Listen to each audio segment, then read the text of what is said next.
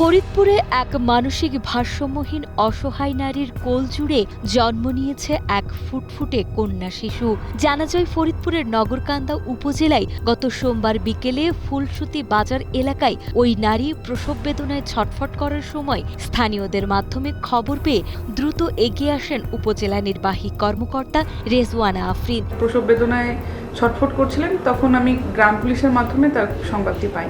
তো গ্রাম পুলিশকে গিয়ে বলেছিলাম যে আরও কিছু মানুষের সাহায্য নিয়ে তাকে যেন হসপিটালে নিয়ে আসে। তার নির্দেশে ও গ্রাম পুলিশের সহায়তায় হাসপাতালে নেওয়ার পথেই শিশুটির জন্ম হয়। মা ও নবজাতক বর্তমানে সম্পূর্ণ সুস্থ থাকলেও এই নির্মম ঘটনার সুষ্ঠু তদন্ত ও জড়িত পৈশাচিক মানসিকতার ব্যক্তিকে খুঁজে বের করে কঠোর আইনি শাস্তির দাবি জানিয়েছেন ক্ষুব্ধ এলাকাবাসী। ভারসাম্যহীন মহিলা ছিলেন, ওনার ডেলিভারিটি আসলে রাস্তাতেই হয়ে গিয়েছিল।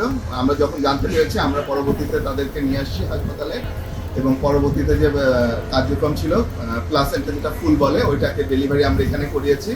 এখন মা এবং বাচ্চা দুজনেই ভালো আছে। প্রশাসনের পক্ষ থেকে মা ও শিশুটির সুচিকিৎসা, ভরণপোষণ এবং নিরাপদ ভবিষ্যতের জন্য 1 মাসের পারিবারিক হেফাজতে রাখার পাশাপাশি আদালতের নির্দেশনা অনুযায়ী পরবর্তী ব্যবস্থা গ্রহণের প্রক্রিয়া চলছে এবং ওই হতভাগা মায়ের সঠিক পরিচয় শনাক্তের চেষ্টা অব্যাহত রয়েছে বলে জানান উপজেলা নির্বাহী কর্মকর্তা রেজওয়ানা আফরিন। প্রাথমিকভাবে আশেপাশে খোঁজ নেওয়ার চেষ্টা করছি তার পরিচয় নিশ্চিত করার জন্য। তো এখনো পর্যন্ত আমরা তার পরিচয় নিশ্চিত হতে পারিনি। সে বাড়ির ঠিকানা বা নাম এরকম বলতে পারছে না। কার্যালয়ের মাধ্যমে যেটা সরকারি বিধিবিধান আছে সেটা যাচাই বাছাই করে তারপরে এই বিষয়ে পরবর্তী পদক্ষেপ নিব।